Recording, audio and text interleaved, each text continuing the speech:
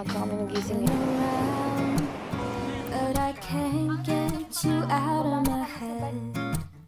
Try to stray.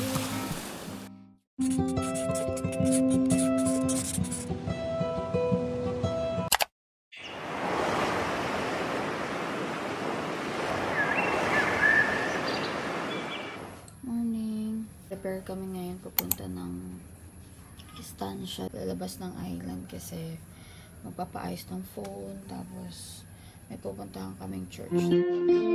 From far away she looks so good. Grew up in the same neighborhood. Dad's had a rough salt in the wound.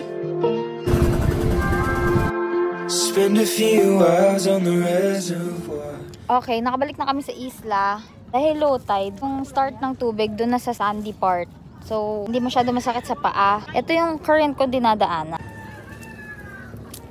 So, nagdala na ako ng plastic. Dala ko tripod ko. My gosh! Guys, may pufferfish dito. Maliit. Ba't naman siya nandito? Aga kami nagising ngayon kasi punta kami Gigantes Island. Hello everyone! Thank you Lord at hindi masyadong maalon. So, hindi kami mahihirapan sa pagpunta. That shine that you can see, it's sunscreen.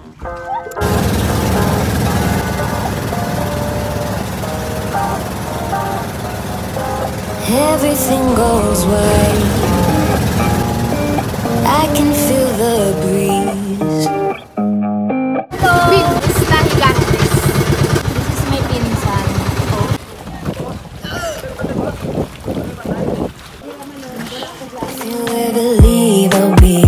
Sad. Let's both hope that it don't get so bad. Pour your honey sickly sweet, keeps me coming, got me weak. You could kill me, I'd still be, darling, your number 6 feet deep. Siguro mga 1 hour din na biyahe. Nanay kami pamahaw dito.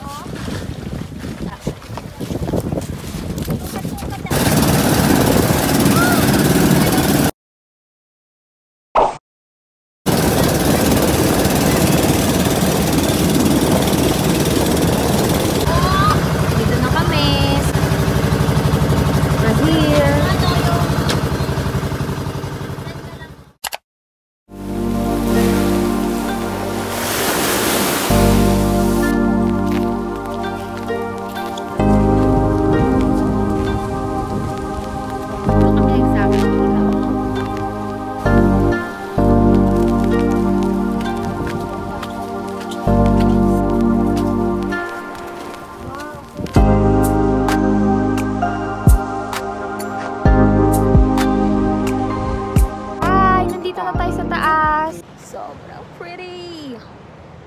Baba muna tayo.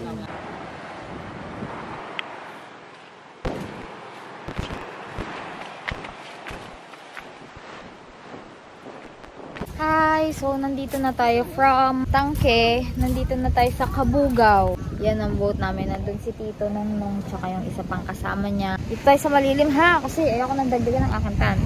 So, sama akong mga pinsan ko. Sila ang mga secondary kong cameraman. Para maraming kuha. Anyway, itong dress ko, kanina pa siya nagsa-struggle kasi nag-white ako. Diba? Tapos, yung biyahe and all that. So, nadumihan na siya. At nilagay ko na lang sa harap yung maduming part. May ice candy dito. Kain muna kami kasi super init.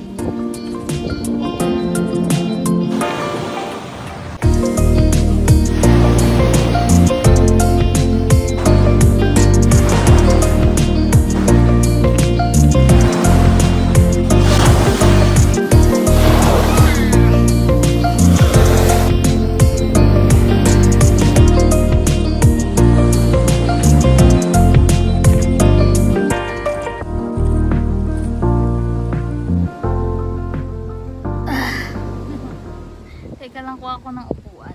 This place, I can go here for free. I have somewhere to stay kasi nandito yung family ng mami ko. Ang ganda dito.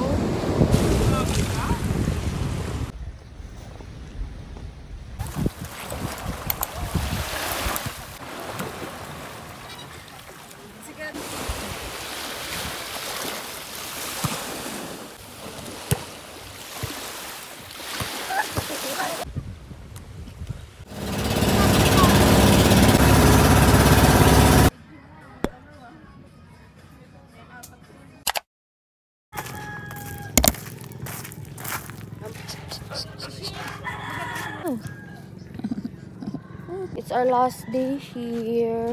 Asad naman.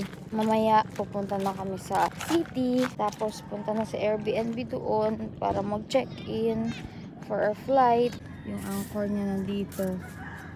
Kasi yesterday hanggang dito pa ang tubig. Ngayon wala na. Pagkalayo inabutan na ng low tide. Kahapon yan pa yung dadaan-daan namin.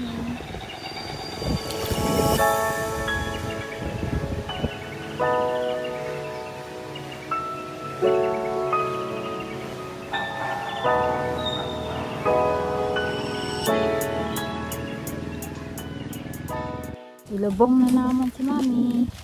Ayan na araw.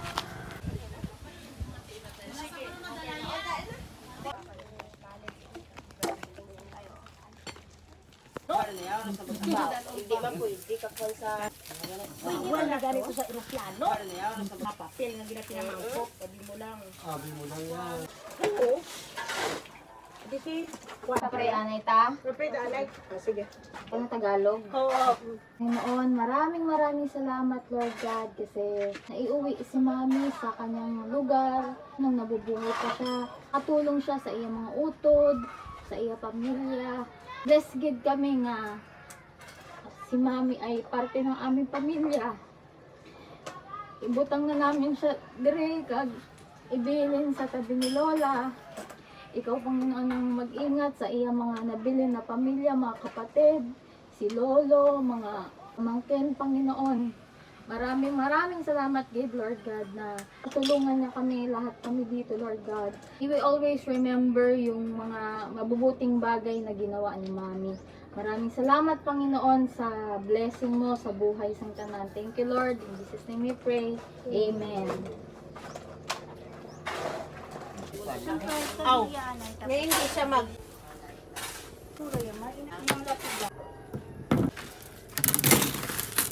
Gamay-gamay na ang pan.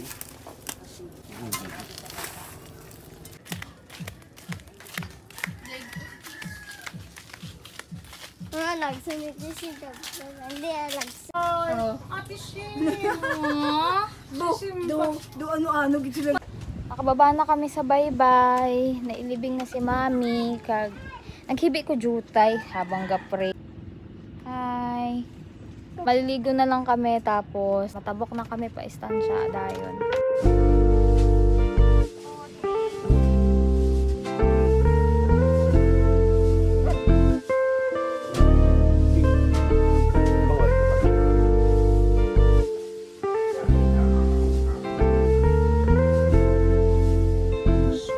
Nalakat na kami. Bye-bye bitaon.